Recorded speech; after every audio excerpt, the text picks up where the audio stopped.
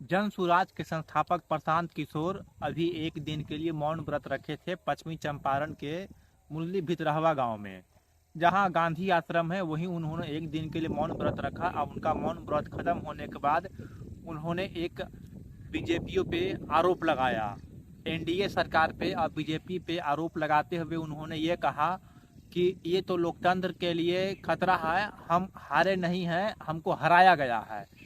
और ये बात उन्होंने खुल कर के रखी है प्रेस कॉन्फ्रेंस के सामने। उन्होंने ये भी कहा है कि ये लोकतंत्र के लिए ऐसी खतरा बन गई है, ये समस्या बिहार का नहीं पूरे हिंदुस्तान का है। वो समस्या हम आपको बताते हैं।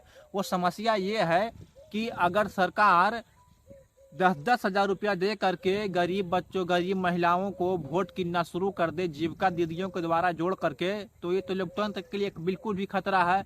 और एक सवाल खड़ा होता है कि बिहार में एक भी निर्दलीय विधायक नहीं जीता है।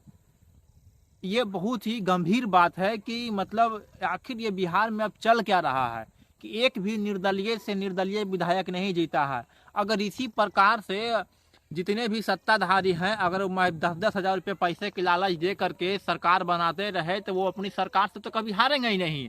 और जितने भी पुरानी पार्टियां, नई पार्टियां बनेगी और जो भी नए व्यक्ति खड़े होंगे, उनको तो कभी भी समाज में मौका करने, समाज में एक अच्छा कार्य करने का मौका तो बिल्कुल भी नहीं मिलेगा। और जितने भी नए चेहरे रहेंगे वो तो वही पार्टी में शामिल होते जाएंगे और वो इतनी बड़ी पार्टी बन जाएगी कि धीरे धीरे सारे छोटे पार्टियों को निगल जाएगा, जो एक लोकतंत्र के लिए खतरा है। बाबा साहब भीमराव अंबेडकर जब संविधान लिख रहे थे तो उन्होंने संविधान लिखते वक्त ये कहा था कि मैं लोगों को हथियार नहीं, एक वोट का ताकत दे रहा हूं, जिससे पूरा हिंदुस्तान वोट से चलेगा, हथियार से नहीं चलेगा। अब भारत एक ऐसा देश है, वो भी बिहार एक ऐसा देश है जहां सबसे पहले लोकतंत्र की जननी रहने वाला वैशाली महाजनपद रहा करता था, जो हमारा वैशाली जनपद हमारे बिहार में ही है। आज एक लोकतंत्र की जननी खुद बीच विवश हो गई है कि हमारा लोकतंत्र कहीं ना कहीं तो ये खतरे में पड़ गया है। आखिर ये कैसा लोकतंत्र है कि जहां विकास के नाम पे 10-10 हज़ार रुपया दे करके वोट कीन लिया जाता है। ये तो पीके साहब का आरोप था। अब जहां तक हमें लगता है कि ये बिल्कुल बात उनका आरोप लगाना सही है।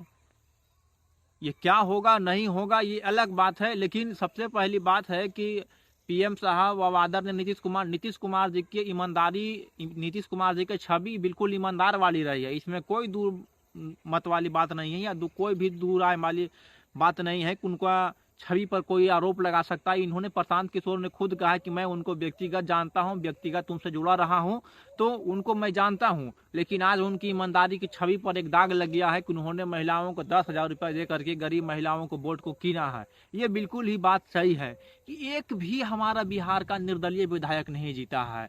और एक चीज तो ये सब है, जो जितने भी बड़े बड़े नेता जीते हैं वो सारा का सारा 12 हज़ार, एकदम 12 का एकदम आंकड़ा जो मिल रहा है 5-6 नेताओं का, वो बिल्कुल सही मिल रहा है।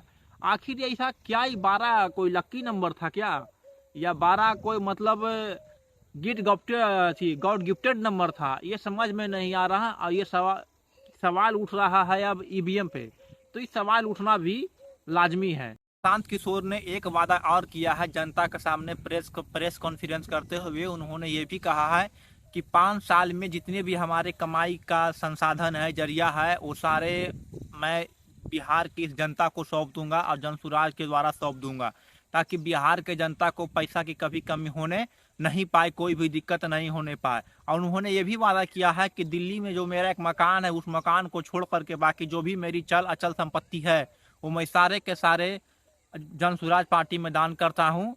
और ये हमारे बिहार के लिए एक बहुत बड़ी बात है। और ये एक मतलब एक प्रकार से कहिए कि दूसरा गांधी हम बिहार को नजर आते दिखाई दे रहा है।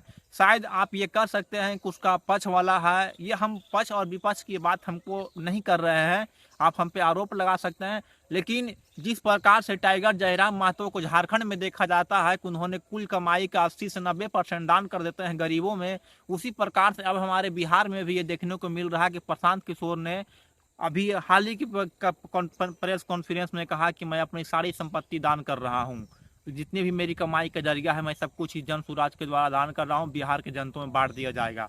तो ये बिहार के लिए बहुत बड़ी बात है। और देखा जाता है कि अब 5 साल में कितने हमारे बिहार में बदलाव होते हैं और कितने बिहार का विकास होता है। अब कितना बिहार के जो घूसखोर अधिकारी हैं उनके ऊपर कार्रवाई होती है या नहीं होती है, कि आज भी हमारे बिहार में लाल फीताशाही चलते रहेगा। 12 बजे के बाद लेट नहीं, 3 बजे के बाद भेंट नहीं। जो बिहार सरकार के अधिकारियों का जो नियम बनाया गया है वो क्या यही लागू रहेगा या बिहार में नियम परिवर्तन होगा? आज के लिए इतना ही। जय हिंद, जय बिहार।